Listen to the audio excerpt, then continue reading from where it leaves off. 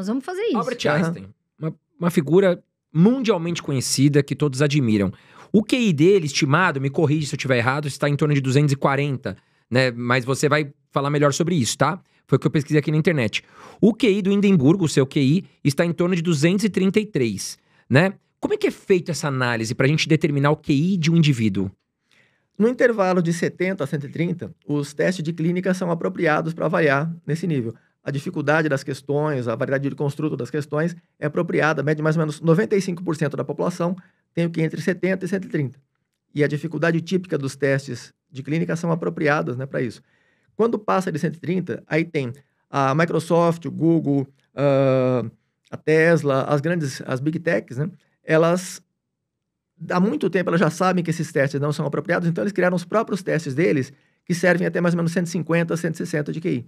São de um nível bem mais alto. A raridade, por exemplo, 160 é mais ou menos 1 em 10 mil, né? Tá. No caso de 130, é 1 em 50. O nível de raridade é 1 em 50.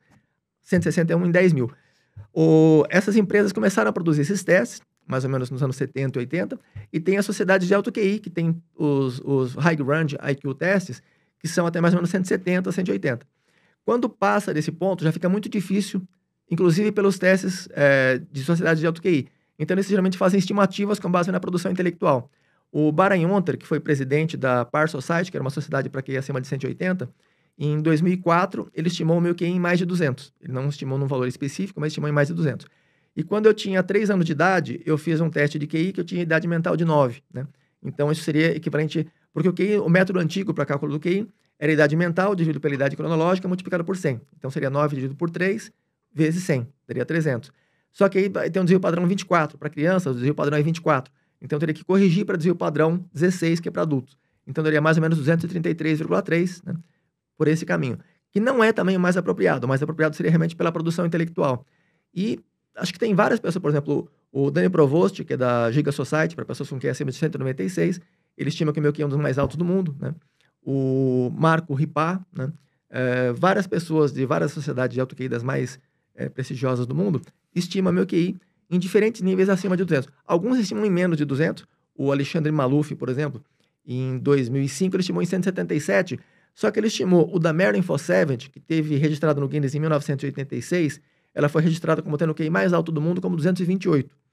Então, ele estimou o dela 177 e o meu também em 177. Então, quer dizer, a escala que ele está considerando, eu não sei exatamente qual seria, mas ele está colocando no mesmo patamar da Marilyn, que teve 228, que estava no Guinness como o QI mais alto do mundo. Então, embora ele tenha considerado menos de 200, mas considerando as outras pessoas que ele avaliou, né? Por exemplo, ele estimou o do Einstein em 196. Então, estaria mais ou menos ali perto, né? Agora, uma coisa. A pessoa, ela já nasce inteligente? Ela já nasce com QI alto ou ela desenvolve isso ao longo da vida? São os dois combinados, né?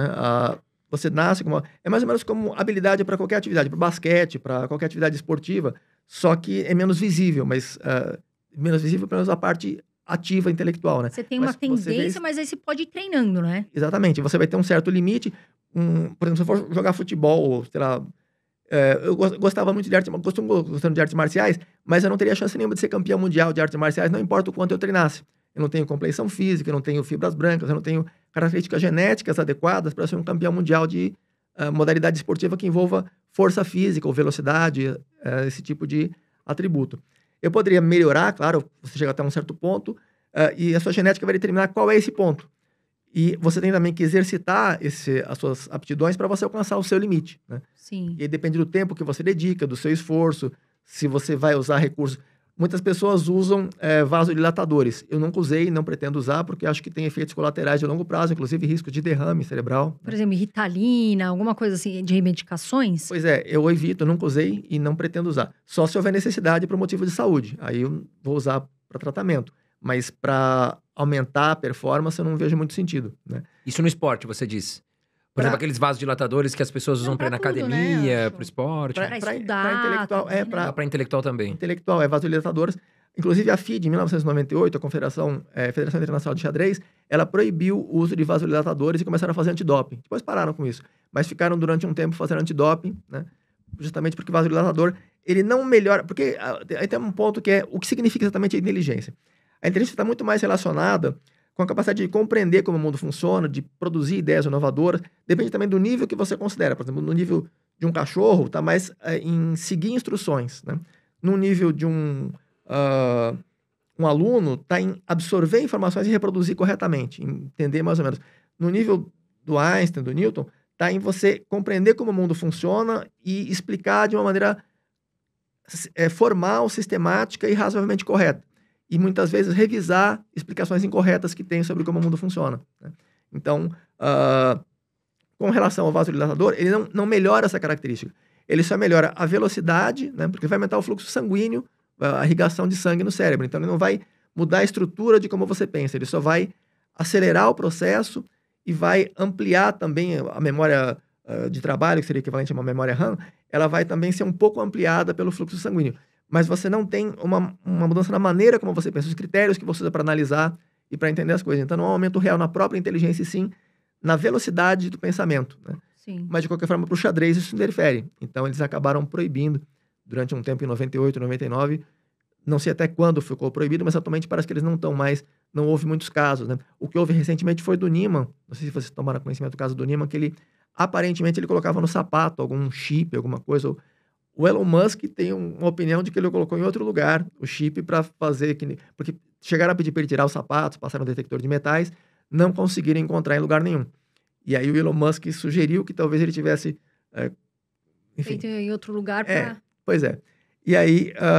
mas isso houve uma desconfiança e não conseguiram provar. Inclusive, depois ele processou as pessoas que haviam acusado ele de ter feito isso. Eu fiz um estudo estatístico sobre isso em 2022 e a probabilidade de que ele tivesse, de fato, fraudado era muito alta, mais de 99,9%. Só que ninguém encontrou como ele fez, como ele construiu essa fraude, né? E ele ficou durante um tempo fazendo isso. E depois a performance dele caiu. Então, quer dizer, bem estranho, realmente. Durante o período em que houve uma suspeita forte, ele estava indo bem e, de repente, a performance... Depois que começaram a cercar, né, em volta, e, né, a performance dele caiu. Quer dizer, provavelmente ele estava realmente se beneficiando de alguma forma, mas ninguém conseguiu provar como ele fez isso, né?